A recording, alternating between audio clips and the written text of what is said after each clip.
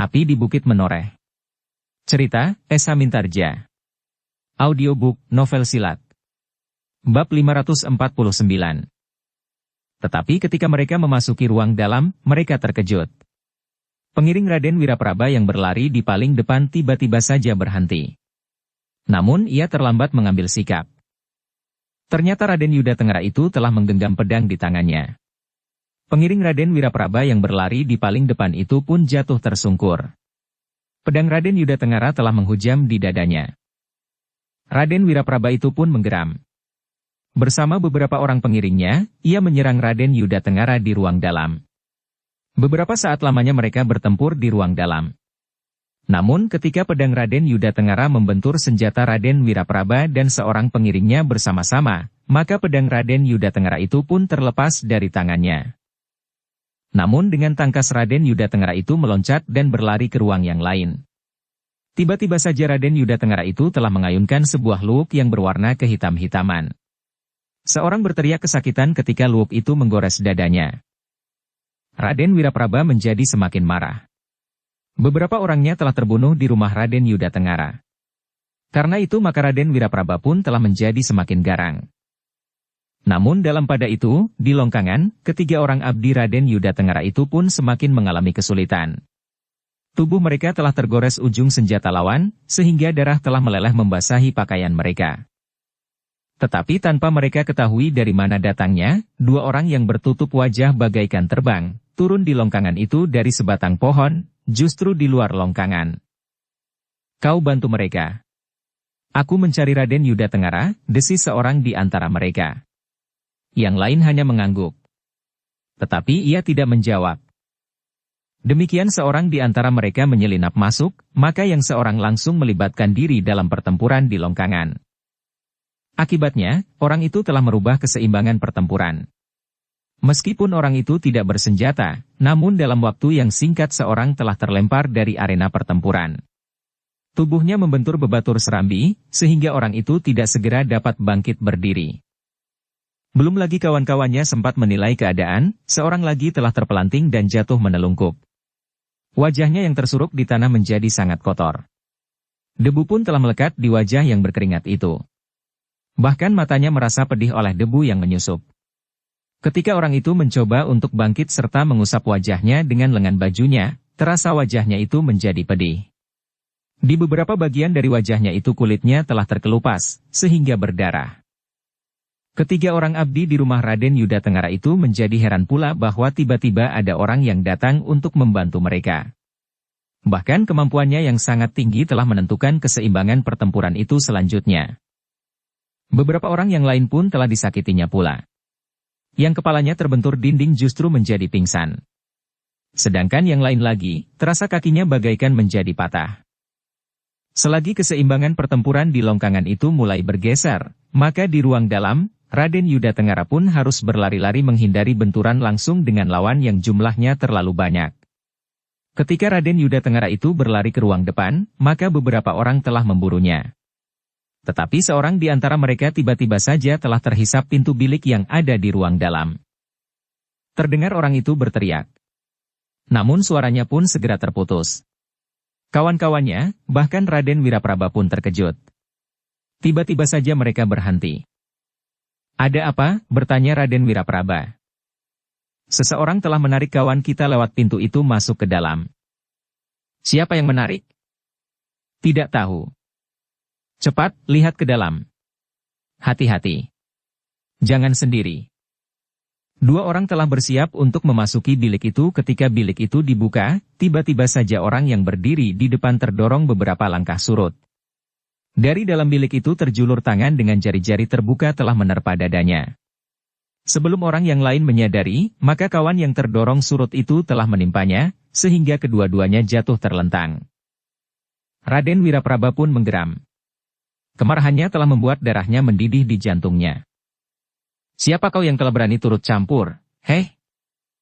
Seseorang meloncat keluar dari dalam bilik itu. Wajahnya tertutup sehelai kain yang berwarna gelap, sehingga hanya sepasang matanya sajalah yang kelihatan. Kau siapa? Bertanya Raden Wirapraba. Sabawa, jawab orang bertutup wajah itu. Mawarni yang telah bergabung dengan beberapa orang yang mengikuti Raden Wirapraba itu berteriak. Sabawa terikat di tiang di ruang dalam.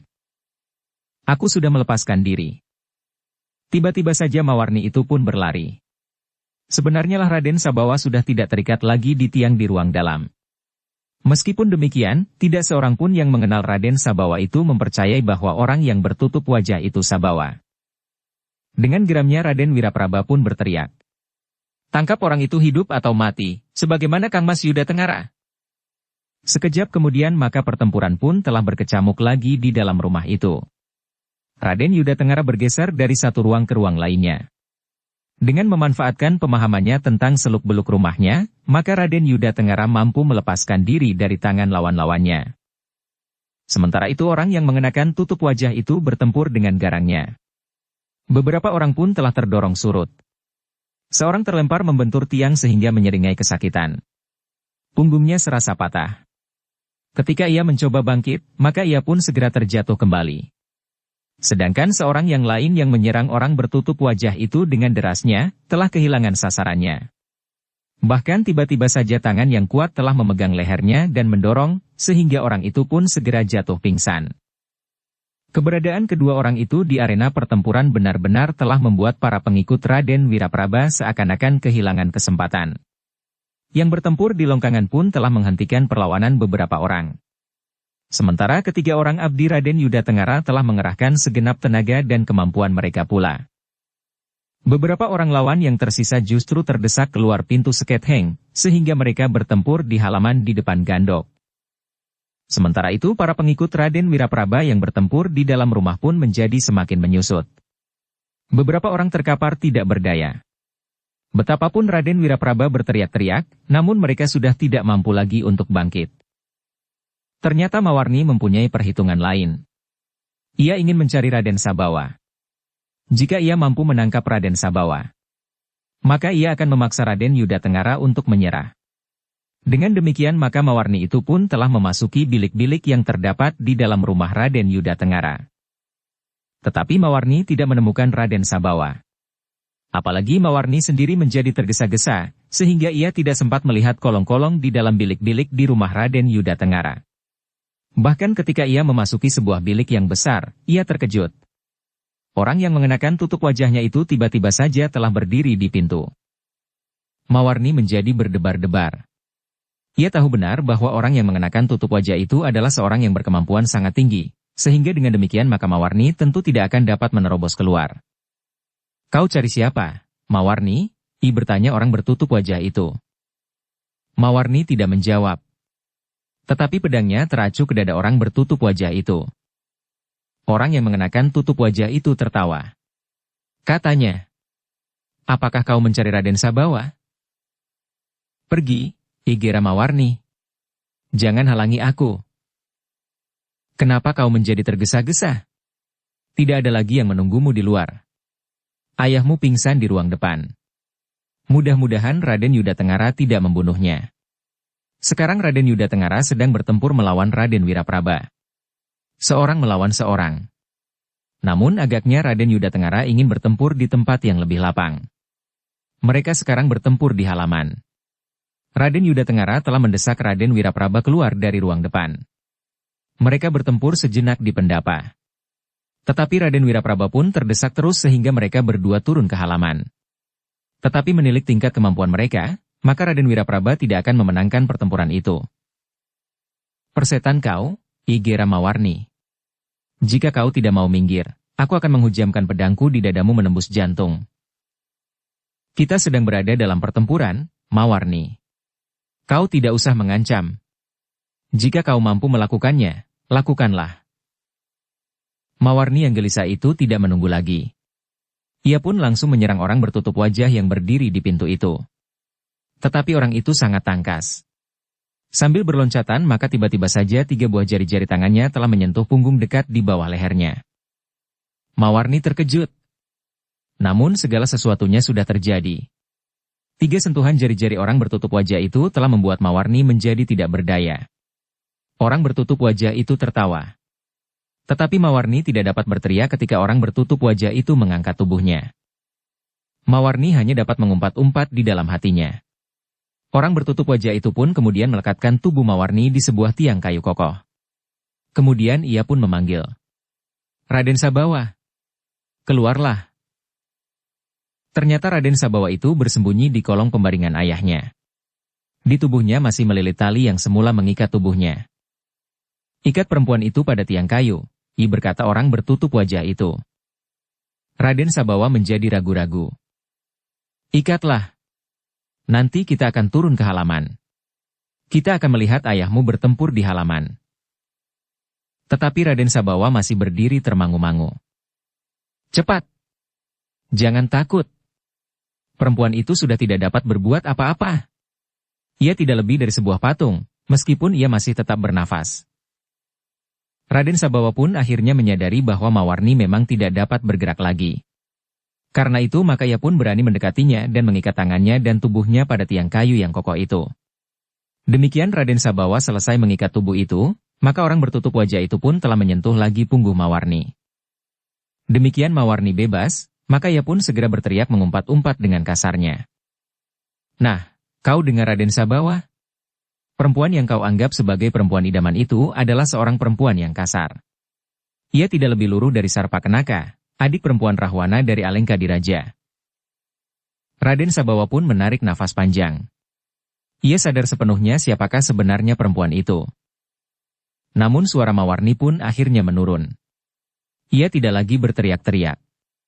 Tetapi ketika ia sempat berpikir menghadapi kenyataan itu, maka Mawarni itu mulai menangis. "Raden, tolong aku, Raden. Lepaskan aku dari ikatan ini. Tidak ada orang lain yang dapat menolong aku kecuali Raden Sabawa. Hanya kepada Raden aku mengharapkan perlindungan." Dahi Raden Sabawa pun berkerut. Sementara itu Mawarni pun mulai terisak. "Raden, tolong aku, Raden." Sesuatu terasa bergetar di jantung Raden Sabawa. Namun orang bertutup wajah itu pun berkata, "Apakah kau masih juga terpengaruh, Raden? Apakah Raden pernah mendengar kata orang, bahwa buaya pun sering menangis? Nah, air mata yang mengalir dari pelupuknya itulah air mata buaya. Jika Raden melepaskan tali ikatannya, maka buaya itu akan mengangakkan mulutnya selebar kepala Raden." "Diam! Diam kau, pengecut!" teriak Mawarni. Orang yang menutupi wajahnya itu tertawa. Sementara itu Mawarni pun berteriak, "Kenapa kau tutupi wajahmu? Bukankah itu menunjukkan bahwa kau adalah orang yang licik, pengecut yang curang? Kau sebenarnya takut menghadapi kami sehingga kau harus menyembunyikan wajahmu." "Ya, kau benar." "Benar apa?" "Kau benar bahwa aku takut dikenal wajahku," jawab orang itu. Namun kemudian ia pun berkata, "Marilah, Raden, kita tinggalkan tempat ini. Kita melihat apa yang terjadi di halaman. Semua orang yang menyerang rumah ini tentu sudah terbunuh. Satu-satunya yang tersisa adalah Mawarni. Tergantung pada nasibnya. Jika ia bernasib buruk, maka tidak ada orang yang akan menemukannya dan melepaskan talinya. Tetapi jika ia bernasib baik, maka tentu akan ada orang yang menemukannya." Demikian Raden Sabawa beringsut, Mawarni itu pun memanggilnya dengan suara yang memelas. "Raden! Tolong aku, Raden. Aku akan mengabdi kepada Raden sepanjang umurku. Aku akan mematuhi semua perintah Raden, dan aku akan bersedia berbuat apa saja bagi Raden." Raden Sabawa berhenti. Ketika ia berpaling, dilihatnya air mata Mawarni menjadi semakin deras. Namun orang bertutup wajah itu pun tertawa sambil berkata, "Kau telah memainkan peranmu dengan baik sekali, Mawarni. Tetapi sekarang semuanya sudah selesai. Jangan berpura-pura lagi." Terdengar Mawarni itu menggeram. Demikian orang bertutup wajah itu bersama Raden Sabawa keluar dari pintu bilik itu, terdengar Mawarni mengumpat-umpat dengan kasarnya. "Kalian iblis, setan, genderuwo, tetekan." Tetapi orang bertutup wajah itu serta Raden Sabawa tidak berhenti. Sejenak kemudian Raden Sabawa serta orang yang bertutup wajah itu telah berdiri di tangga pendapa. Mereka menyaksikan pertempuran yang sama sekali sudah tidak seimbang lagi.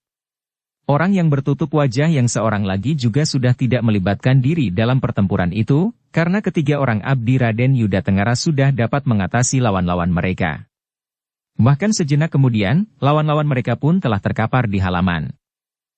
Yang masih bertempur adalah Raden Yuda Tengara melawan Raden Wirapraba.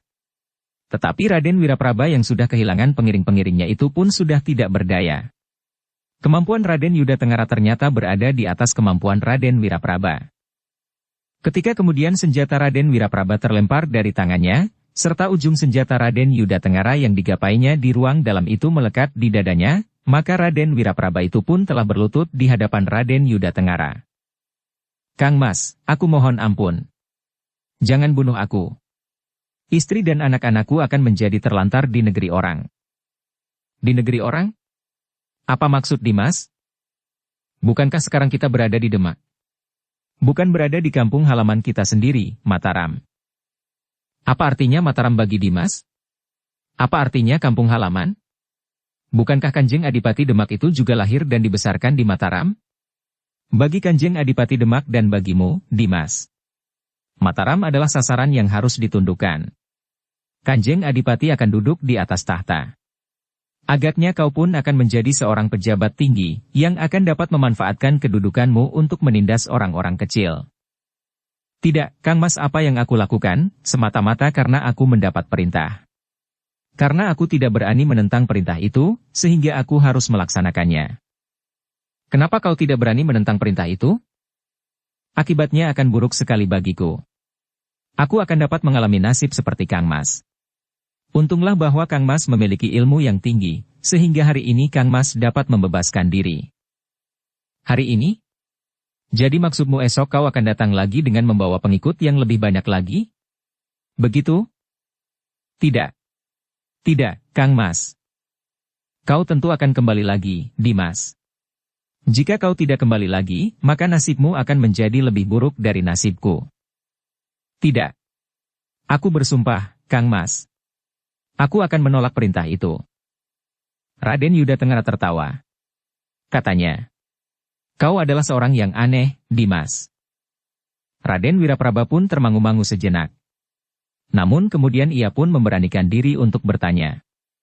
"Apa yang aneh, Kang Mas?" "Aku berjanji untuk tidak mengkhianati Kang Mas lagi." "Kau tidak akan dapat menolak, Dimas." "Kenapa tidak? Sampai mati pun aku tidak akan bersedia lagi menjalankan perintah Kanjeng Adipati." "Itulah yang aneh, Dimas. Sekarang kau berlutut di hadapanku karena kau takut mati. Kau korbankan harga dirimu sebagai seorang satria untuk mempertahankan hidupmu. Bagaimana mungkin kau dapat berkata kepadaku, bahwa sampai mati pun kau tidak akan bersedia lagi menjalankan perintah Kanjeng Adipati?" Wajah Raden Wirapraba menjadi semakin pucat. Keringatnya mengalir membasahi pakaiannya, sehingga seakan-akan Raden Wirapraba itu baru saja berteduh dari hujan yang lebat. "Dimas, tidak ada tempat di Mataram bagi orang-orang seperti Dimas ini. Karena itu, maka Dimas pun harus disingkirkan dari Mataram. Karena Demak termasuk dalam kesatuan wilayah Mataram, maka Dimas pun harus disingkirkan dari Demak." "Ampun, Kang Mas, ampun." Raden Wirapraba itu pun membungkuk dalam-dalam sampai dahinya menyentuh tanah. Namun pada saat itu, jari-jari Raden Yuda Tengara telah menyentuh simpul-simpul syaraf di punggung Raden Wirapraba, sehingga Raden Wirapraba itu pun terguling dengan lemahnya. Ternyata Raden Wirapraba itu pun tidak lagi mampu bergerak. "Tidurlah untuk beberapa lama, Dimas," terdengar Raden Yuda Tengara berdesis. Sebenarnya lah bahwa Raden Wirapraba itu pun segera tertidur.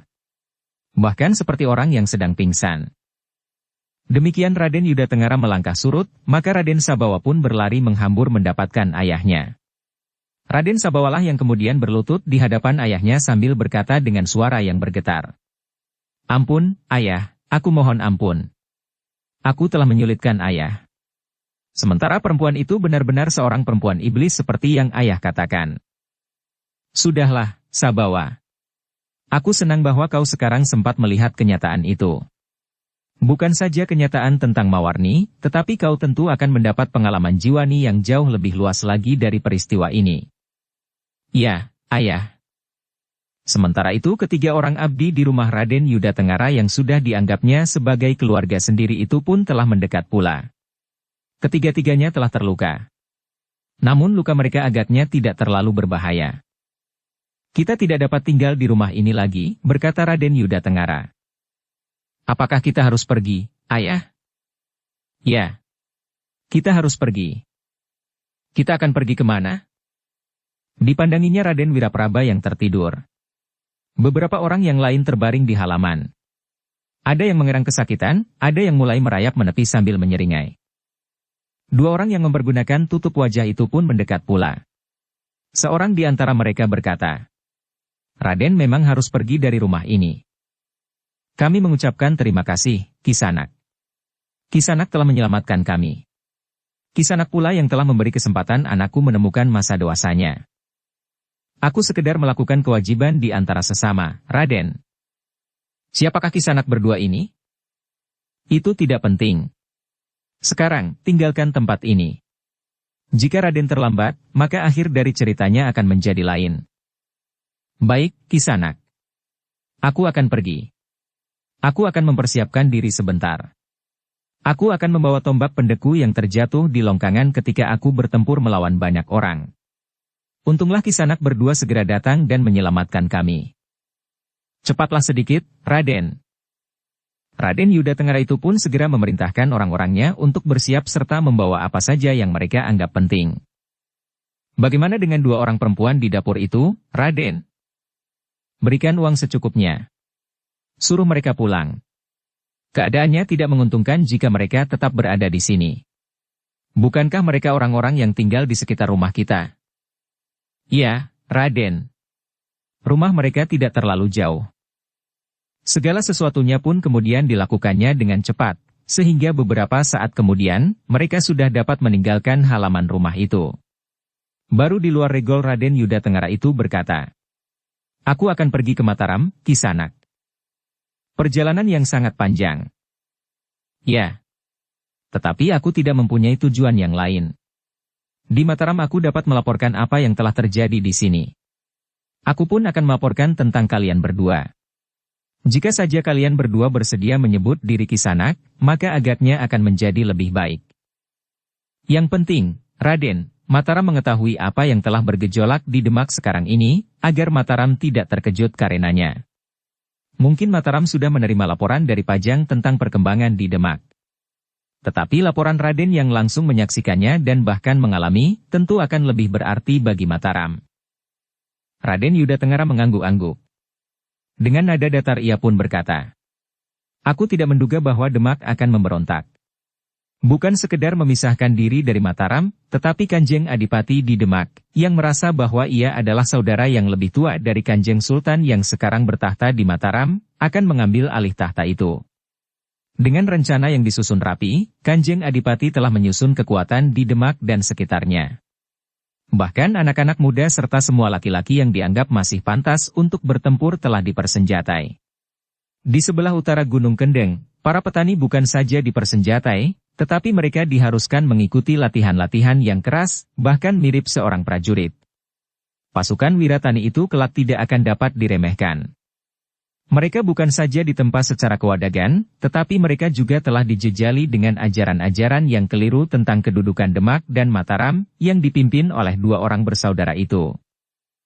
Mudah-mudahan laporan Raden akan dapat memberikan gambaran yang lengkap bagi Mataram, sehingga dapat diambil langkah-langkah yang tepat. Bahkan jika mungkin dan belum terlambat, hubungan antara Mataram dan Demak itu dapat diperbaiki. Tetapi pihak lain yang agaknya dapat mempengaruhi kebijaksanaan Kanjeng Adipati tidak akan melepaskan kesempatan ini. Ya, Kisanak.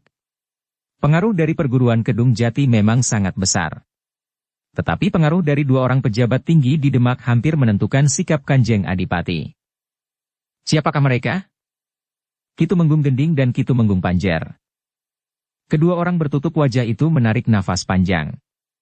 Namun kemudian seorang di antaranya berkata, Raden, sebaiknya Raden membuat berbagai macam pertimbangan bagi perjalanan Raden. Selain ketiga orang yang menyertai Raden itu terluka, serta sifat Raden Sabawa yang tentu tidak akan dapat berubah dengan serta-merta, maka Raden harus mengambil kebijaksanaan lain daripada sekedar pergi ke Mataram dengan tergesa-gesa. Maksud Kisanak? Orang-orang Demak tentu sudah memperhitungkan bahwa Raden pasti akan pergi ke Mataram. Karena itu, setelah mereka sadari kegagalan tugas Raden Wirapraba, maka mereka akan mengirimkan sekelompok prajurit yang diperkuat dengan beberapa orang berilmu tinggi, untuk memburu Raden. Karena itu, menurut pendapatku, sebaiknya Raden justru berhenti dahulu.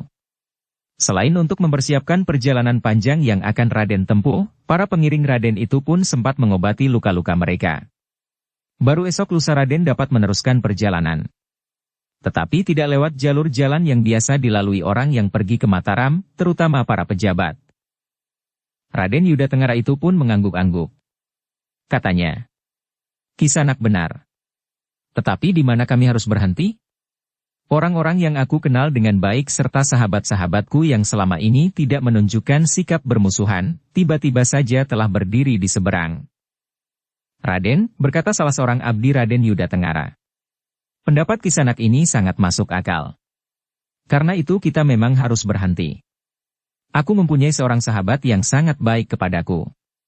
Aku kira sahabatku itu akan bersedia menerima kita 1-2 hari di rumahnya, yang meskipun sederhana tetapi aku kira cukup baik bagi kita untuk, katakanlah, bersembunyi.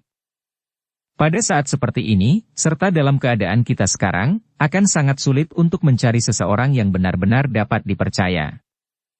Aku yakin dan mempercayai sahabatku itu, Raden.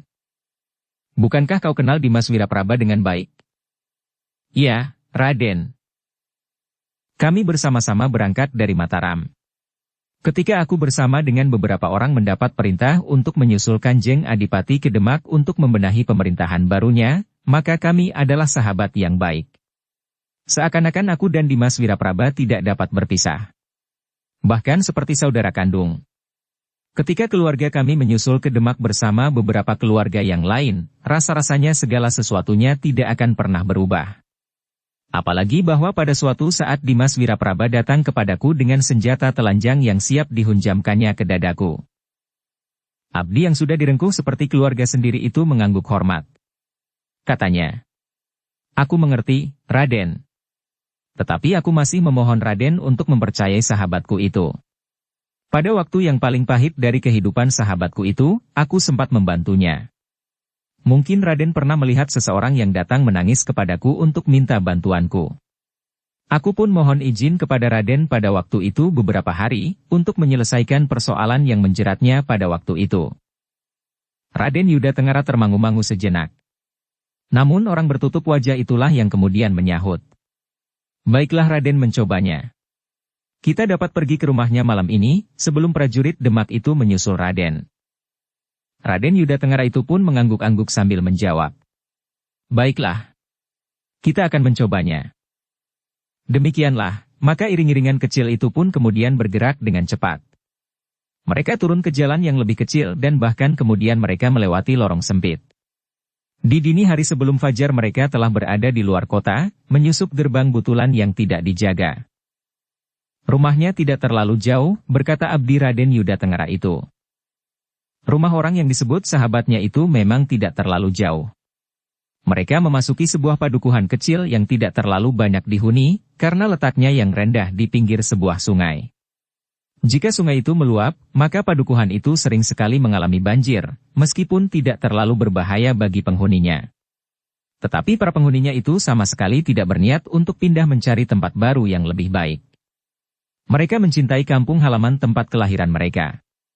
Apalagi seisi padukuhan itu semuanya masih mempunyai hubungan darah serta sangkut paut kekeluargaan. Menjelang fajar, iring-iringan kecil itu pun telah berada di halaman sebuah rumah yang memang tidak begitu besar, tetapi nampak rapi. Halamannya terhitung luas mengelilingi rumah yang tidak begitu besar itu.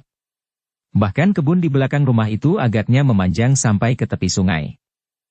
Abdi Raden Yudatenggara itu pun kemudian mengetuk pintu peringgitan perlahan-lahan, agar tidak mengejutkan penghuninya. Sejenak kemudian terdengar di dalam. Siapa? Aku, Di. Aku siapa? Wau. Wau? Kakang Wau? Terdengar langkah tergesa-gesa ke pintu. Demikian pintu terbuka, nampak seorang yang bertubuh tinggi kekurus-kurusan berdiri di belakang pintu. Kakang Wau? Sepagi ini Kakang sudah sampai di sini. Ada apa, Kakang? Dan Kakang datang bersama siapa saja? Adi Kemin, aku akan langsung berterus terang kepadamu. Kami datang untuk minta perlindungan. Perlindungan? Kemin menjadi heran. Perlindungan apa? Kami adalah buruan prajurit Demak. Kami sedang bersembunyi untuk sehari saja. Besok kami akan melanjutkan perjalanan. Aku tidak tahu maksudmu, Kakang. Adi Kemin, yang datang bersamaku adalah saudara-saudaraku. Sedang 2 orang di antaranya adalah Raden Yuda Tengara dan putranya, Raden Sabawa. Mereka adalah orang-orang Mataram yang terperosok di Demak yang kini sedang mempersiapkan diri untuk melawan Mataram. Karena itu maka kami, terutama Raden Yuda Tengara dan putranya yang berpihak kepada Mataram itu, telah diburu oleh para pemimpin di Demak. Dengan demikian maka kami berniat untuk bersembunyi barang sehari. Besok kami akan meninggalkan Demak. Wajah Kemin pun menjadi tegang. Dengan suara yang bergetar oleh gejolak perasaannya Kemin pun berkata, Tetapi aku tidak berani, Kakang. Jika ketahuan oleh para petugas di Demak, maka bukan saja kalian yang akan mengalami kesulitan, tetapi kami sekeluarga juga akan mengalami kesulitan. Tempat ini terhitung sepi, Dik. Bukankah jarang sekali ada petugas atau prajurit Demak yang sampai kemari? Kau keliru, Kakang. Wanda, anak Kang Samin yang tinggal di ujung lorong ini, menjadi prajurit di Demak. Belum terlalu lama. Sementara itu kami semua telah dipersiapkan dengan latihan-latihan yang mantap untuk setiap saat berkumpul dan pergi ke Mataram. Bagaimana mungkin aku dapat memberikan tempat bersembunyi bagi kalian? Hanya 1 hari, Adi. Kami akan masuk ke dalam rumahmu. Bahkan seandainya kami harus berada di kandang sekalipun. Besok pagi-pagi, kami akan meninggalkan rumah ini. Kami berjanji bahwa kami tidak akan keluar dari tempat yang kau berikan kepada kami selama kami berada di sini. Maaf, Kakang, berkata orang itu. Aku bersedia menolong Kakang, apapun yang harus aku lakukan, jika aku mampu. Tetapi tidak untuk bermusuhan dengan Demak. Kakang sebaiknya tahu, bahwa kami masih harus berlatih keprajuritan sepekan 2 kali. Semula kami berlatih sepekan 3 kali. Tetapi sekarang tinggal 2 kali. Tetapi kami berada dalam ikatan seperti seorang prajurit. Bagaimana mungkin aku dapat membelikan tempat bagimu dan sekelompok orang-orang ini? Jika tidak ada orang yang mengetahui keberadaan kami di sini, bukankah tidak akan terjadi sesuatu? Maaf, Kakang. Bukannya aku tidak mau menolong Kakang, tetapi aku tidak berani. Jadi hanya sebatas inikah persahabatan kita selama ini, Adi? Sementara aku telah berbuat apa saja bagimu, bahkan mempertaruhkan nyawaku. Aku tidak akan pernah melupakan pertolonganmu, Kakang. Aku tahu bahwa kau telah mempertaruhkan nyawamu. Tetapi justru karena itu, apakah keluargaku yang telah kau persatukan dengan mempertaruhkan nyawamu itu sekarang akan kau hancurkan sendiri? Jadi apakah artinya pertolongan dan pengorbananmu pada waktu itu, jika pada suatu saat kau datang untuk merusaknya kembali? Adi, aku sama sekali tidak berniat untuk mengusik ketentraman keluargamu yang telah pulih kembali itu. Maaf, Kakang. Jika Kakang bersembunyi di sini, maka akibatnya akan sangat buruk bagi keluarga kami yang telah kau selamatkan dari kehancuran itu. Seharusnya Kakang sendiri menghargai apa yang pernah Kakang lakukan dengan mempertaruhkan nyawa itu. Wajah orang yang dipanggil Wau itu menjadi merah bagaikan membara, giginya gemeretak menahan kemarahan yang hampir meledakkan jantungnya. Suaranya pun menjadi gemetar. Jadi kau menolak memberikan pertolongan kepada kami? Sudah aku katakan, Kakang, aku tidak menolak. Tetapi aku tidak berani menerima Kakang untuk berada di rumahku. Kemarahan Wau rasa-rasanya tidak dapat dikekang lagi. Tetapi justru Raden Yuda Tengara yang kemudian berkata, Sudahlah. Aku dapat mengerti kenapa kawanmu itu menjadi ketakutan. Biarlah kita tidak mengganggunya. Biarlah keluarganya tetap dapat hidup dalam ketenangan. Dengan demikian ia tidak akan dapat melupakanmu, bahwa kaulah yang telah mempersatukan keluarga mereka dengan mempertaruhkan nyawamu. Tetapi aku tidak mau diperlakukan seperti ini, Raden. Ia menjadi sangat ketakutan. Wau itu pun menarik nafas panjang. Ia pun berusaha untuk mengendapkan kembali kemarahan yang telah melonjak sampai ke ubun-ubun. Salah seorang yang bertutup wajah itu pun kemudian berkata, Baiklah. Marilah kita tinggalkan tempat ini. Aku sependapat dengan Raden, bahwa penghuni rumah ini menjadi ketakutan. Baik, baik. Kami akan pergi, geram Wau. Tetapi dengar, Kemin. Persahabatan kita hanya akan sampai di sini. Jika terjadi sesuatu lagi atasmu, jangan harapkan pertolonganku. Orang itu tidak menjawab. Sementara itu Raden Yuda Tengara serta ketiga orang abdinya yang sudah direngkuhnya sebagai keluarga sendiri itu, serta anaknya Raden Sabawa, beranjak dari tempatnya untuk meninggalkan halaman rumah itu. Dua orang yang bertutup wajah itu masih saja mengikuti mereka. Kita sekarang pergi kemana, ayah? Bertanya Raden Sabawa. Raden Yuda Tengara menaik nafas panjang. Katanya, aku belum tahu, Sabawa. Tetapi aku setuju bahwa kita tidak akan langsung pergi ke Mataram. Orang yang bertutup wajah itulah yang menyahut. Kita dapat bermalam di mana saja. Marilah kita pergi ke Padang Perdu. Kita akan bermalam semalam di Padang Perdu itu. Besok kita akan bergerak menyusuri padang ke arah Mataram, sampai kita menemukan lorong kecil yang dapat kita lalui tanpa kemungkinan buruk tersusul, atau bahkan menjumpai prajurit Demak yang sengaja menyusul kita, atau yang sedang meronda. Kita akan bermalam di Padang Perdu, bertanya Raden Sabawa. Dingin, ayah. Lalu di mana kita akan tidur? Tidak ada pembaringan. Bahkan tidak ada amben atau lincak bambu sekalipun. Kita akan tidur di rerumputan kering, sahut orang bertutup wajah itu. Ayah, aku tidak akan dapat tidur di tempat terbuka seperti itu. Kau harus mengalaminya, Sabawa. Selanjutnya kita akan menempuh perjalanan yang panjang. Kita akan bermalam di perjalanan. Mungkin kita harus bermalam 2 atau 3 malam sebelum kita sampai di Mataram. Yang 2 atau 3 malam itu kita juga harus bermalam di tempat terbuka? Ya. Mungkin di Padang Perdu, mungkin di Pategalan, atau di mana saja. Kenapa kita harus melakukannya, ayah?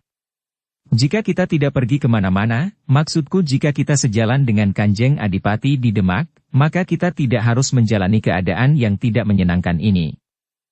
Kau sudah terlanjur menjadi anak manja. Kita tidak mempunyai pilihan. Apakah kita harus menjalani keadaan yang berat ini, atau kita harus mati? Kenapa ayah harus menentang sikap Kanjeng Adipati di Demak? Kau tidak tahu arti sebuah kesetiaan terhadap tatanan dan paugeran. Kanjeng Adipati di Demak telah melanggar paugeran. Paugeran Mataram maksud ayah. Tetapi kita berada di Demak. Kita harus tunduk kepada paugeran yang ada di Demak. Demak merupakan bagian dari Mataram, sehingga paugeran yang ada di Demak tidak boleh bertentangan dengan paugeran Mataram, yang berlaku menyeluruh bagi semua daerah dalam kesatuan Mataram. Kanjeng Adipati Demak adalah seorang pangeran dari Mataram yang mendapat beban tugas untuk mengatur pemerintahan di Demak, dalam lingkungan kesatuan dengan Mataram serta beberapa wilayah yang lain. Karena itu, tidak seharusnya seorang pangeran dari Mataram yang mendapat beban tugas di satu lingkungan, justru menentang Mataram. Bahkan bukan itu saja yang telah dilakukan oleh Kanjeng Adipati di Demak. Kanjeng Adipati telah berniat untuk merebut tahta Mataram, yang menurut paugeran memang harus berada di tangan Kanjeng Sultan. Sebelum Panembahan Senopati wafat, Kanjeng Sultan itu telah dinobatkan menjadi Pangeran Adipati Anom. Setiap orang tahu bahwa seorang putra mahkota pada akhirnya akan memegang kepemimpinan tertinggi. Seorang pemimpin bagi seluruh Mataram. Sabawa mengerutkan dahinya. Dengan nada berat ia pun berkata, apa salahnya jika Kanjeng Adipati di Demak itu mempunyai kekuatan yang cukup untuk mengalahkan Mataram? Sabawa, jadi menurut jalan pikiranmu, kekuatan berada di atas tatanan dan paugeran? Sabawa termangu-mangu sejenak. Namun kemudian ia pun menyahut. Bukankah kenyataannya memang demikian, ayah? Siapa yang kuatlah yang berhak menentukan tatanan dan paugeran? Sekarang Mataramlah yang terkuat. Tetapi jika kemudian Demak menjadi kuat melampaui Mataram, maka Demaklah yang akan membuat tatanan dan paugeran. Mataramlah yang harus tunduk. Jika Mataram tidak tunduk, maka Mataram akan dipukul dengan kekuatan senjata. Raden Yuda Tengara menarik nafas panjang.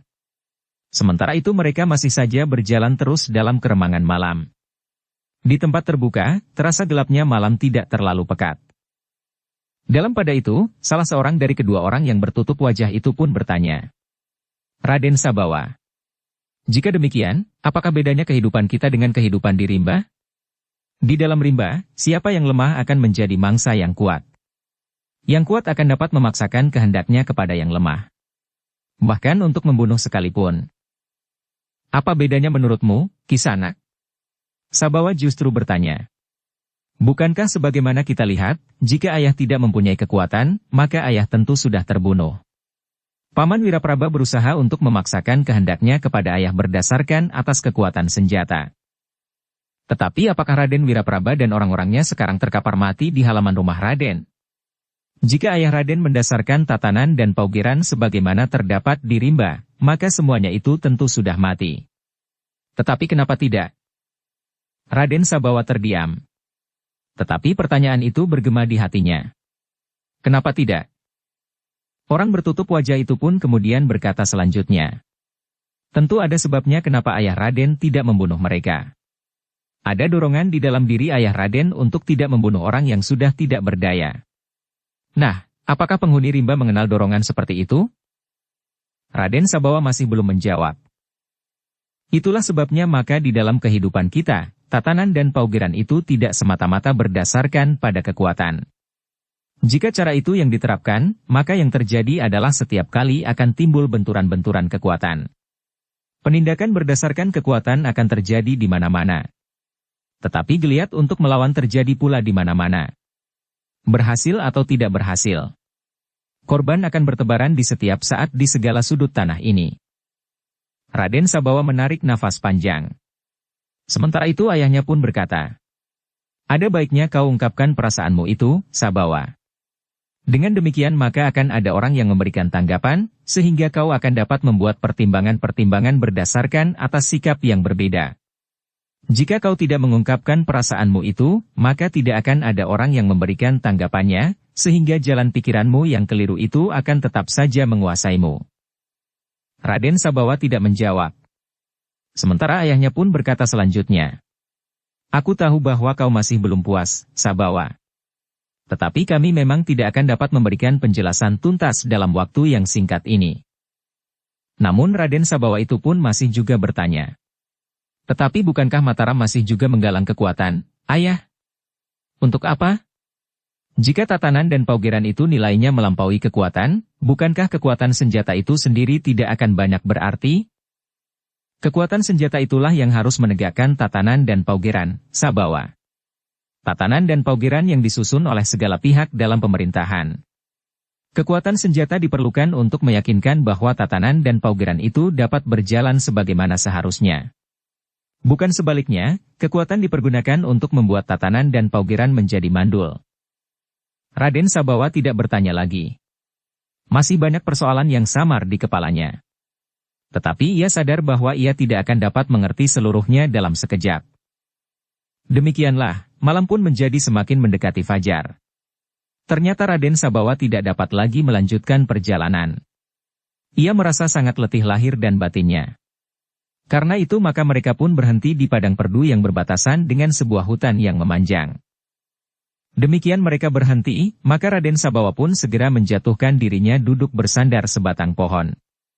Ternyata demikian letihnya lahir dan batinnya, maka dalam waktu yang pendek Raden Sabawa itu telah tertidur, meskipun dalam tidurnya anak muda itu nampak gelisah. Sementara itu, Raden Yudatengara pun berkata kepada kedua orang yang bertutup wajah. Kisanak telah menolong kami sehingga kami terhindar dari kematian. Sebenarnya lah kami ingin mengetahui, siapakah Kisanak ini sebenarnya. Di sini tidak ada orang lain kecuali kami, yang sudah Kisanak kenal sikap dan pendiriannya. Kedua orang bertutup wajah itu pun saling berpandangan sejenak. Namun kemudian seorang di antara mereka pun berkata, baiklah, Raden, mungkin ada gunanya Raden mengetahui siapakah kami sebenarnya. Kedua orang bertutup wajah itu pun kemudian telah membuka tutup wajah mereka. Ternyata seorang di antara mereka adalah seorang perempuan. Kami adalah suami istri yang mengembara. Raden Yudatengara pun termangu-mangu sejenak. Dipandanginya kedua orang itu berganti-ganti. Ternyata mereka adalah laki-laki dan perempuan. Keduanya masih terhitung muda, namun ilmu mereka ternyata sangat tinggi. Raden Yudatengara itu pun menarik nafas panjang. Katanya, luar biasa. Kalian masih muda, tetapi kalian sudah memiliki bekal yang demikian tinggi. Apakah aku boleh tahu? Siapakah nama Kisanak berdua? Namaku Gelagah Putih, Raden. Perempuan ini istriku. Namanya Rara Wulan. Apakah kalian berdua benar-benar pengembara, atau pengemban tugas? Raden, berkata Gelagah Putih kemudian. Jika Raden sudah sampai di Mataram dan berhasil menghadap Ki Patih Mandaraka, katakan bahwa Raden telah bertemu dengan dua orang suami istri.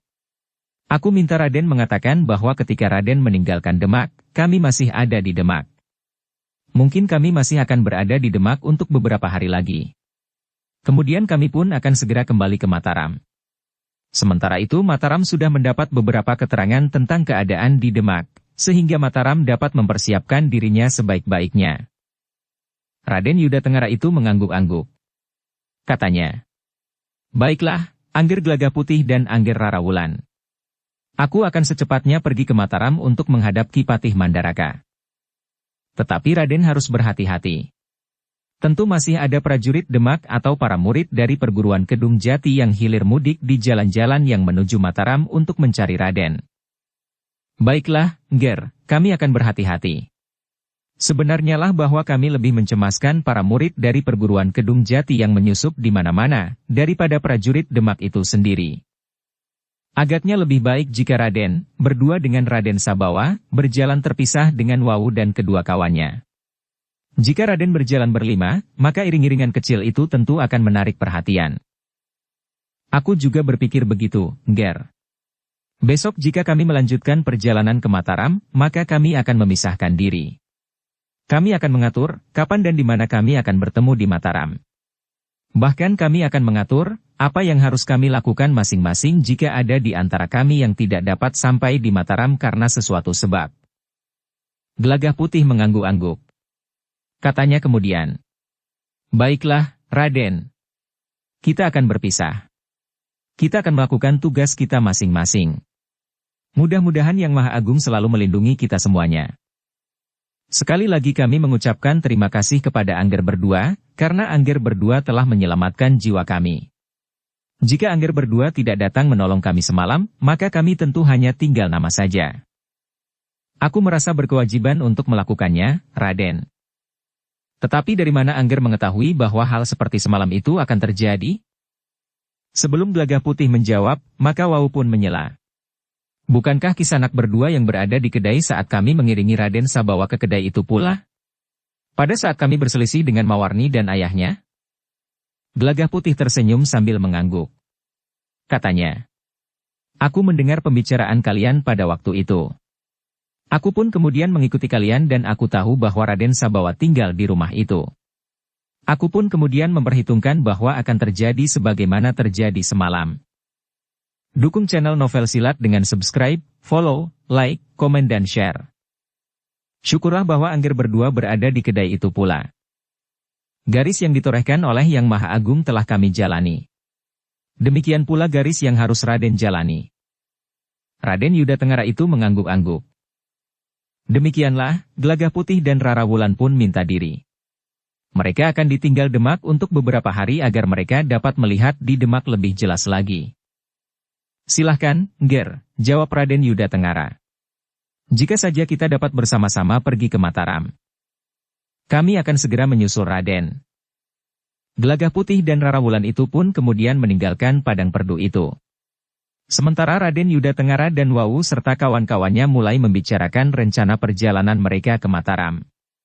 Perjalanan yang panjang dan tentu akan sangat berbahaya, karena para pemimpin di Demak mengetahui bahwa Raden Yuda Tengara semula adalah seorang pejabat di Mataram, yang dikirim ke Demak untuk membantu Kanjeng Adipati Demak membenahi tugas barunya pada waktu itu. Tetapi Raden Yuda Tengara pun mempunyai beberapa orang kenalan pula yang bertugas di Pajang. Karena itu maka ada dua pilihan perjalanan yang dapat ditempuh oleh Raden Yuda Tengara. Langsung ke Mataram, atau pergi ke Pajang lebih dahulu, baru kemudian ke Mataram. "Lebih aman pergi ke Pajang dahulu, Raden," berkata Wawu. "Aku kira juga begitu. Mungkin orang-orang Demak tidak akan mengira bahwa kita akan pergi ke Pajang lebih dahulu sebelum kita pergi ke Mataram. Tetapi kita akan melewati daerah-daerah yang sudah berada di bawah pengaruh Demak. Terutama di sebelah utara Gunung Kendeng. Kita juga tidak dapat melewati Sima.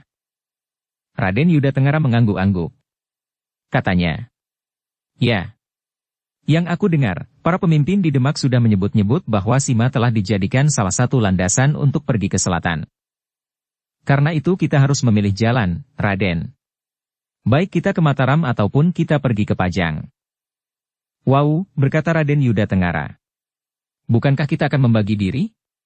Kau bertiga, aku berdua bersama Sabawa. Karena itu, agar salah satu pihak di antara kita sampai ke Mataram, sebaiknya kita memilih jalan yang berbeda. Aku akan pergi ke Mataram lewat Pajang, dan kau akan pergi ke Mataram dengan melingkari Gunung Merapi dan Merbabu. Kau dapat memanjat perbukitan Ungaran, kemudian turun lewat Rawapening. Kau dapat memilih beberapa jalur jalan, antara lain lewat Secah, kemudian Bukit Tidar, atau mungkin kau telah mengenal jalan yang lain. Kita akan bertemu di Mataram. Jika dalam sepekan aku tidak sampai di Mataram, maka kalian harus segera mencari hubungan dengan Ki Patih Mandaraka. Mungkin kau sulit untuk menghadap langsung. Cobalah berhubungan dengan Kakang Rangganitiwara. Bukankah kau kenal Kakang Rangganitiwara? Ya, Raden. Tetapi siapakah yang akan membantu Raden berdua, jika Raden berada dalam kesulitan? Jika kita berjalan sendiri-sendiri, maksudnya justru untuk mengurangi kesulitan itu. Percayalah, aku akan berhati-hati. Aku tidak akan melewati Sima dan sekitarnya. Mungkin aku akan mencari jalan sedikit melingkar. Tetapi aku berharap bahwa aku selamat sampai di Pajang. Di Pajang aku akan dapat mencari pinjaman kuda untuk pergi ke Mataram. Jika demikian Raden, bukankah sebaiknya aku menunggu kedatangan Raden di rumah Ki Rangganitiwara? Baik. Tunggu aku dalam sepekan. Jika aku datang lebih dahulu, aku juga akan menunggu sampai akhir pekan ini. Demikianlah, mereka pun telah membagi diri. Wawu dan kedua kawannya akan berangkat lebih dulu. Sementara Raden Yuda Tengara akan menunggu sampai Raden Sabawa terbangun. Ternyata Wawu merasa cemas juga meninggalkan Raden Yuda Tengara dan Raden Sabawa. Dalam keadaan yang sulit, Raden Sabawa sama sekali tidak akan dapat membantu ayahnya. Bahkan ia akan tetap saja menjadi beban. Tetapi menurut penglihatan Wawu dan kawan-kawannya, Raden Yuda Tengara adalah seorang yang memiliki penalaran yang cerah. Raden Yuda Tengara dapat dengan cepat menanggapi persoalan-persoalan yang tiba-tiba saja harus dihadapi. Ketika matahari terbit, Raden Sabawa masih juga belum terbangun. Namun Raden Yuda Tengara merasa tidak tergesa-gesa. Padang perdu itu nampaknya jarang sekali dilewati orang. Baru ketika sinar matahari yang kemerah-merahan itu menyentuh tubuh Raden Sabawa, maka Raden Sabawa itu pun telah terbangun. Demikian Raden Sabawa itu membuka matanya, maka ia menjadi agak bingung. Ketika Raden Sabawa melihat ayahnya berdiri sambil memandangi matahari yang bangkit dan meninggalkan cakrawala, Raden Sabawa itu pun bertanya. Ayah, di mana kita sekarang? Kita berada di Padang Perdu, Sabawa. Sejak tadi malam? Tentu saja sejak tadi malam. Jika kita bergerak maka aku harus mendukungmu, karena kau tertidur. Di mana Wawu dan kawan-kawannya? Raden Yuda Tengara itu pun kemudian bergeser dan duduk di sebelah Raden Sabawa. Mereka sudah mendahului kita. Pengkhianat. Kenapa mereka meninggalkan kita di sini? Bukankah mereka mengaku setia kepada ayah? Ayah yang minta mereka mendahului kita. Mereka akan pergi jauh sekali. Lalu, bagaimana dengan kita? Kita juga akan pergi jauh sekali. Kita akan pergi ke Pajang. Pajang? Ya. Pajang memang jauh. Tetapi kita harus pergi ke sana. Kita akan melewati jalan-jalan setapak dan lorong-lorong sempit yang mungkin jarang dilalui orang. Ayah, kenapa kita harus menyiksa diri? Bukankah ayah sudah memberitahukan alasannya? Apakah ayah harus mengulanginya lagi dari permulaan? Raden Sabawa menarik nafas panjang. Dipandanginya padang perdu yang luas. Di satu sisi Raden Sabawa melihat hutan yang lebat memanjang. Di hutan itu tentu terdapat binatang-binatang buas. Ya. Selagi kau tidur, ayah mendengar aum harimau. Tiba-tiba saja Raden Sabawa itu bangkit berdiri, sehingga Raden Yuda Tengara pun bangkit pula. Kita tinggalkan saja tempat ini, ayah. Jika ada seekor harimau yang keluar dari hutan itu dan memburu kita, maka kita akan mati. Belum tentu, Sabawa. Bukankah kita dapat melawan?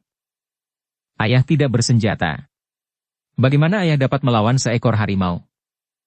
Aku membawa keris. Di mana tombak ayah?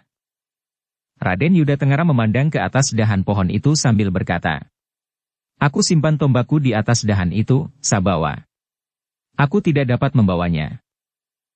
Raden Sabawa mengerutkan dahinya sambil bertanya. Kenapa, ayah? Tanpa senjata, kita akan mengalami banyak kesulitan di perjalanan. Jika aku membawa tombakku, maka kita justru akan sangat menarik perhatian. Karena itu aku simpan tombakku di atas pohon itu. Jika ada kesempatan, aku akan dapat mengambilnya lagi. Jika tombak itu hilang, apa boleh buat? Meskipun tombak itu mempunyai nilai yang sangat tinggi bagiku, tetapi aku tidak dapat berbuat apa-apa. Raden Sabawa termangu-mangu sejenak. Namun ketika ia memandang hutan yang lebat serta pepohonan raksasa, maka ia pun berkata, ayah, marilah kita pergi. Raden Yudatengara dan Raden Sabawa pun berbenah diri sekedarnya. Baru kemudian mereka meninggalkan tempat itu, menempuh perjalanan yang jauh. Raden Sabawa berdesah ketika panas matahari mulai menggatalkan kulitnya. Dipandanginya padang perdu yang luas di hadapannya. Jika di sisi lain padang perdu itu berbatasan dengan hutan, maka di sisi yang ada di hadapannya, padang perdu itu berbatasan dengan bulak persawahan. Lamat-lamat nampak padukuhan muncul dari sela-sela hamparan daun padi yang hijau di bulak yang terdapat di sebelah padang perdu itu. Beberapa saat kemudian, mereka pun telah meloncati tanggul parit. Sejenak mereka menyusuri pematang dan turun di jalan bulak yang tidak begitu lebar. Jalan yang berbatu-batu padas. Setiap kali terdengar Raden Sabawa berdesah. Kakinya terasa menjadi sakit oleh batu-batu padas yang runcing. Kau memang harus mengalami, Sabawa, berkata ayahnya. Agar kau mengenal sisi kehidupan yang bulat, maka kau harus mengalami kesulitan sekali-sekali dalam hidupmu. Kenapa harus, ayah? Bukankah kita sendiri yang menciptakan kesulitan ini? Sebenarnya kita dapat memilih jalan yang lebih baik dari yang kita tempuh sekarang ini. Bukan saja jalan dalam arti kewadagan, tetapi jalan kehidupan. Aku mengerti maksudmu, Sabawa. Jika kita tidak menentang kebijaksanaan Kanjeng Adipati Demak, kita tidak akan mengalami kesulitan seperti ini. Tetapi kesulitan itu akan datang kemudian. Jika kelak pada suatu saat pasukan Mataram memasuki Demak, barulah kesulitan itu datang. Belum tentu, ayah. Jika Demak menang, kadang-kadang kita memang terlalu mementingkan diri sendiri. Kita kurang memperhatikan kepentingan yang jauh lebih besar dari kepentingan diri sendiri. Untuk kepentingan yang jauh lebih besar itulah kita kadang-kadang harus melupakan kepentingan kita sendiri. Kepentingan kita akan kita korbankan bagi kepentingan yang lebih besar itu. Raden Sabawa tidak menjawab. Tetapi keringat mulai mengalir membasahi tubuh dan pakaiannya. Namun Raden Yudatengara itu pun berjalan terus. Kita harus melupakan nama kita sendiri. Kita harus memakai nama lain yang lebih sederhana, agar perjalanan kita tidak terganggu. Kita akan merendahkan diri kita dalam penyamaran, demi keselamatan kita. Raden Sabawa tidak menjawab. Dalam pada itu, Wau dan kedua orang kawannya menempuh perjalanan melingkari Gunung Merapi dan Gunung Merbabu. Mereka harus sangat berhati-hati. Mereka pun sudah tahu bahwa perguruan Kedung Jati pernah mencoba menjajaki kemungkinan untuk membuat landasan kekuatan di Seca. Tetapi ternyata bahwa Sima memberikan kemungkinan yang lebih baik. Meskipun demikian, mereka pun harus sangat berhati-hati pula. Sementara itu Gelagah Putih dan Rara Wulan telah kembali berada di Demak. Mereka tidak lagi mengenakan tutup di wajah mereka. Seperti orang-orang lain, Gelagah Putih dan Rara Wulan pun berjalan menyusuri jalan-jalan utama di Demak. Meskipun demikian, Gelagah Putih dan Rara Wulan harus menghindari para perwira prajurit Demak, terutama yang datang dari Mataram, karena tentu ada di antara mereka yang dapat mengenalinya. Namun Gelagah Putih dan Rara Wulan mencoba menyamarkan diri mereka dengan mengenakan caping bambu yang biasa dipergunakan untuk melindungi kepala dari panas matahari.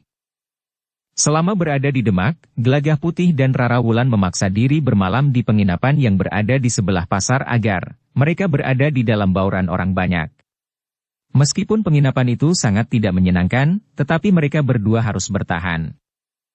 Di penginapan itu hanya terdapat ruang-ruang yang panjang, berisi amben bambu yang besar dan panjang pula. Laki-laki tidur di ruangan yang khusus untuk laki-laki, sedangkan perempuan tidur di ruangan yang khusus untuk perempuan. Di penginapan itu tidak ada bilik-bilik khusus bagi suami istri yang menginap. Jika suami istri datang menginap di penginapan itu maka mereka pun terkena tatanan, laki-laki terpisah dari perempuan.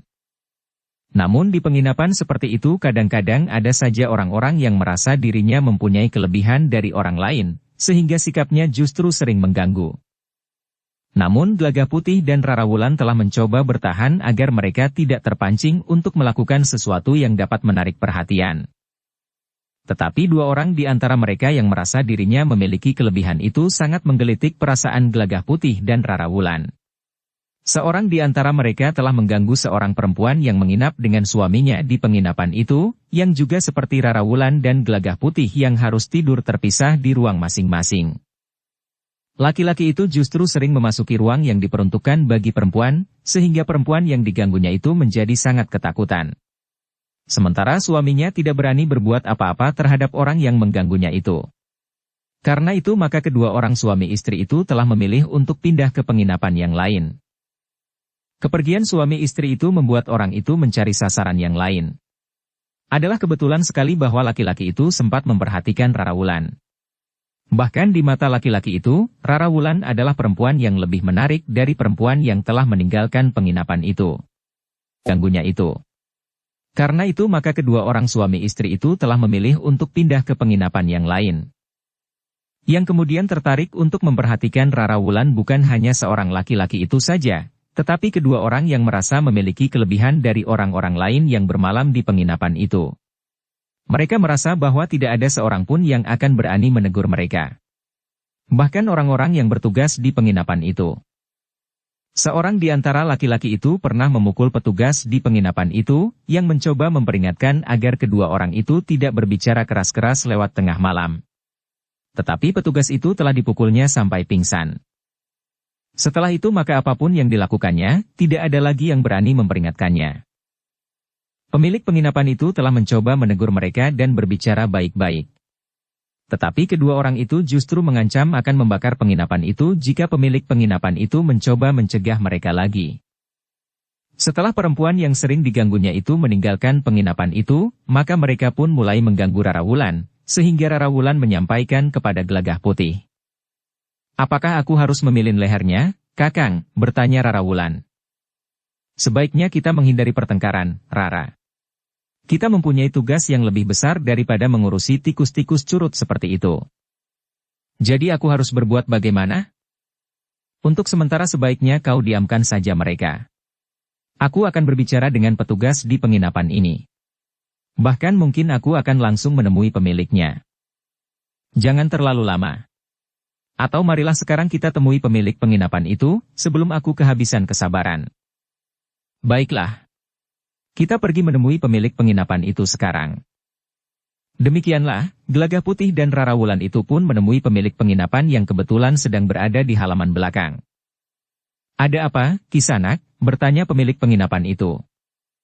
Gelagah Putih pun kemudian telah menyampaikan keluhan istrinya yang merasa terganggu oleh dua orang laki-laki yang merasa diri mereka tidak ada yang berani melawan di penginapan itu.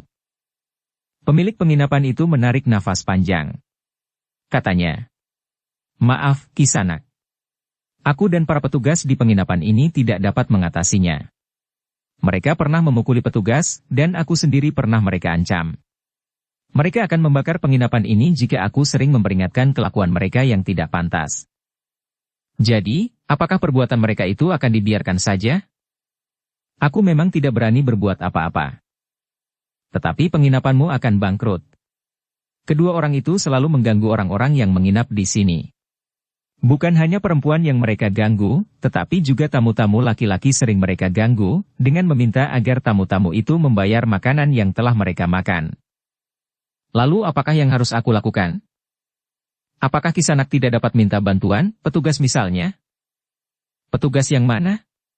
Tidak seorang pun petugasku yang berani. Maksudku petugas di Demak ini. Prajurit, misalnya. Aku belum pernah mencobanya. Tetapi minta bantuan prajurit, menurut beberapa orang justru akan dapat menimbulkan persoalan baru." "Persoalan apa?" Kalau kita bertemu dengan prajurit yang baik, jujur dan mendahulukan kewajibannya, kita akan tertolong. Tetapi menurut beberapa orang, ternyata ada prajurit yang justru memanfaatkan kedudukannya untuk kepentingan diri sendiri.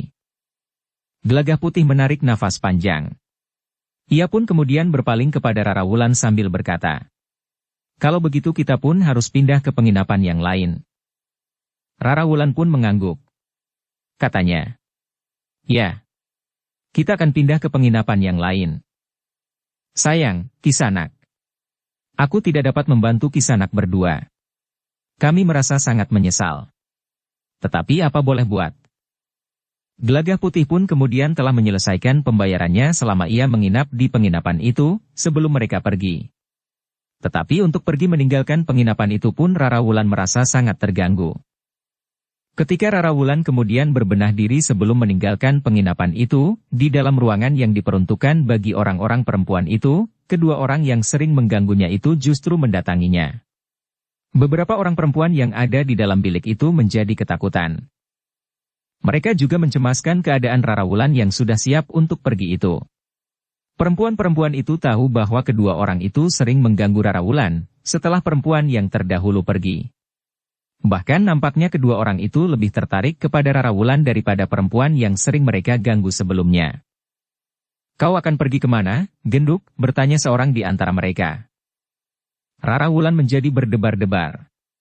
Bukan karena ia menjadi ketakutan, tetapi jika kehilangan kendali, maka ia akan dapat berbuat sesuatu yang bertentangan dengan niat mereka agar keberadaan mereka di Demak tidak menarik perhatian.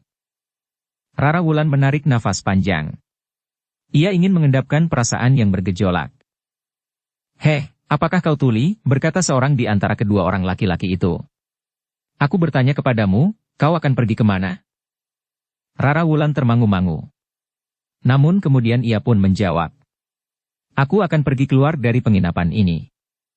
"Kenapa?" "Tidak apa-apa. Aku ada urusan lain di tempat lain. Karena itu aku harus pergi." "Kenapa begitu cepatnya kau tinggalkan penginapan ini, Genduk? Sebaiknya kau tetap saja tinggal di penginapan ini meskipun kau mempunyai urusan di tempat lain." "Suamiku mengajak aku pindah penginapan." "Biar saja suamimu pindah. Tetapi sebaiknya kau tetap menginap di sini," berkata laki-laki yang lain.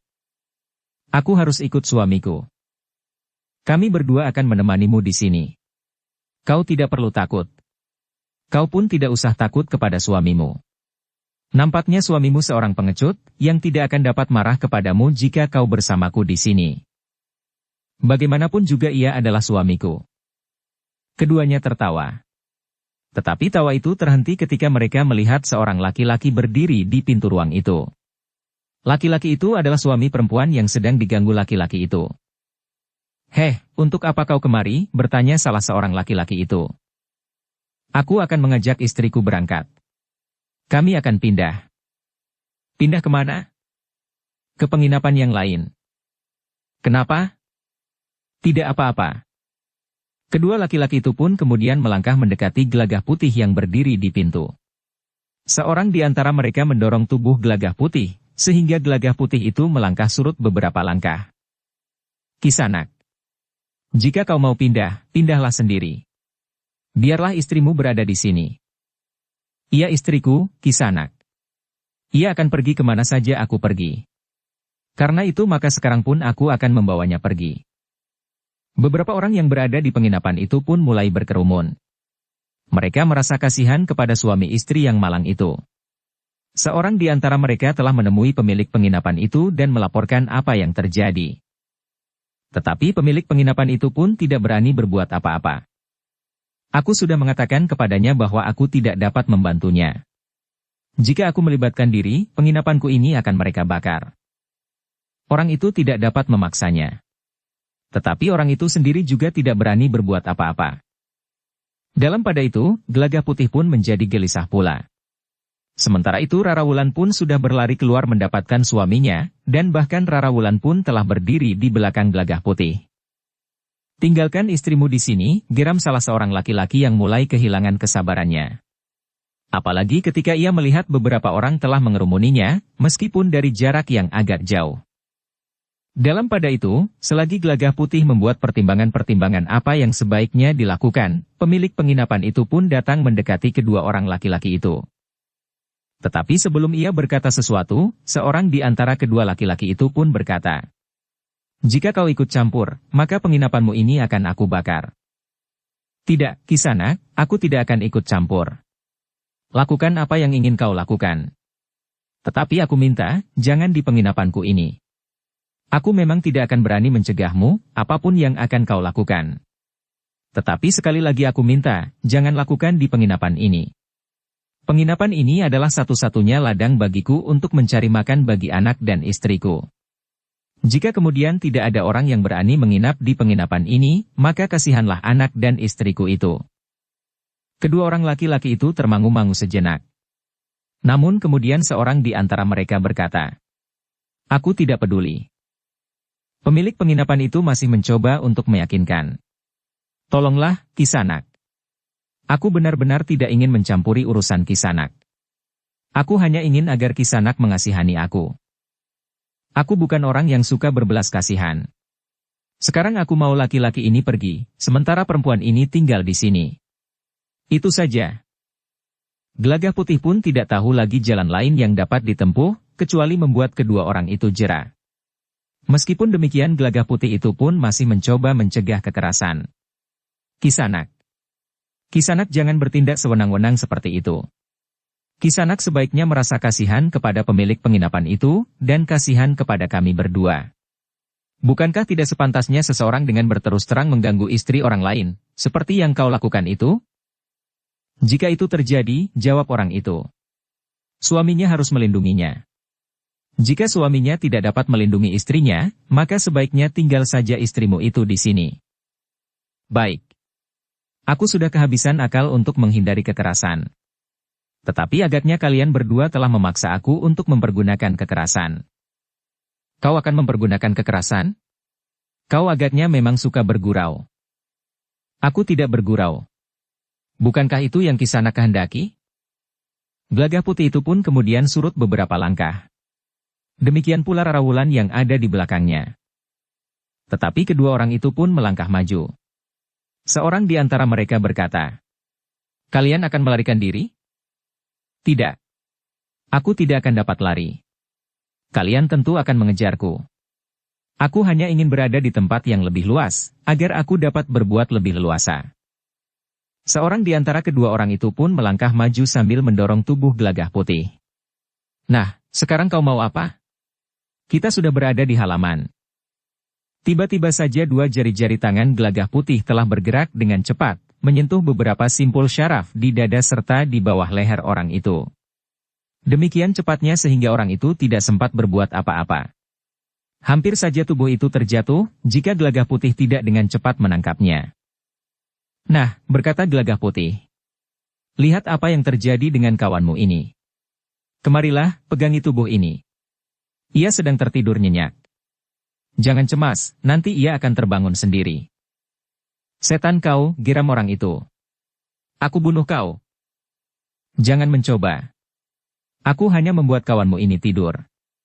Tetapi jika kau mencoba melawan, maka aku tidak akan sekedar membuatmu tidur. Tetapi kau akan lumpuh sepanjang hidupmu." Orang itu termangu-mangu sejenak. Namun ia tidak dapat mengelak dari kenyataan bahwa kawannya itu memang tertidur. Karena orang itu masih saja berdiri termangu-mangu, maka Gelagah Putih itu pun berkata sekali lagi, "Pegangi kawanmu ini. Kau dengar? Atau aku akan melepaskannya sehingga ia akan jatuh dan terbaring di tanah." Laki-laki itu menjadi ragu-ragu. Namun kemudian ia pun mendekati Gelagah Putih, sementara Gelagah Putih menyerahkan orang itu sambil berkata, "Papah orang ini ke pembaringannya. Biarkan saja sampai ia terbangun sendiri. Jangan mencoba membangunkan, karena cara yang tidak benar akan dapat merusakkan syarafnya, sehingga ia justru tidak akan pernah bangun." Orang itu pun kemudian menerima kawannya yang tertidur itu dan memapahnya ke pembaringannya. Beberapa orang yang menyaksikan masih saja berdiri keheranan. Mereka tidak tahu apa yang telah dilakukan oleh Gelagah Putih, sehingga laki-laki yang masih terhitung muda itu mampu membuat seseorang tertidur nyenyak. Namun mereka yang dicengkam oleh perasaan heran itu pun segera menyadari keadaan, ketika laki-laki yang masih terhitung muda itu minta diri. Kepada pemilik penginapan itu ia pun berkata, "Sudahlah, Kisanak. Aku akan pergi. Aku akan mencari penginapan yang lain. Tetapi besok aku akan melihat kemari, apakah kedua orang laki-laki itu tidak menjadi jera." "Baiklah, Kisanak. Sekali lagi aku minta maaf bahwa aku tidak mampu berbuat apa-apa sebagai pemilik penginapan ini, yang seharusnya bertanggung jawab terhadap ketenangan dan kenyamanan tamu-tamunya." Demikianlah, Gelagah Putih dan Rarawulan pun meninggalkan penginapan itu. Namun adalah di luar perhatian Gelagah Putih dan Rarawulan, bahwa di antara mereka yang menyaksikan peristiwa di penginapan itu, dua orang di antaranya menjadi sangat tertarik. Mereka mengerti bahwa laki-laki yang masih terhitung muda itu adalah orang yang berilmu tinggi. Seorang di antara mereka pun berbisik, "Marilah, kita ikuti mereka. Mereka akan bermalam di mana?" Kawannya mengangguk sambil berdesis, "Baik. Kita akan melihat, mereka akan bermalam di mana." Sejenak kemudian Gelagah Putih dan Rarawulan telah meninggalkan penginapan itu. Mereka berjalan menyusuri jalan yang tidak begitu ramai. "Kita bermalam di mana, Kakang?" "Tentu ada banyak penginapan di sini." Rarawulan mengangguk. Namun ia pun berkata, "Bukankah kita menginginkan menginap di penginapan yang tidak mendapat banyak perhatian?" "Ya. Penginapan seperti penginapan yang baru saja kita tinggalkan tentu masih ada. Kita dapat bertanya kepada para pemilik kedai di pinggiran. Jangan di tengah-tengah kota." Rarawulan mengangguk-angguk.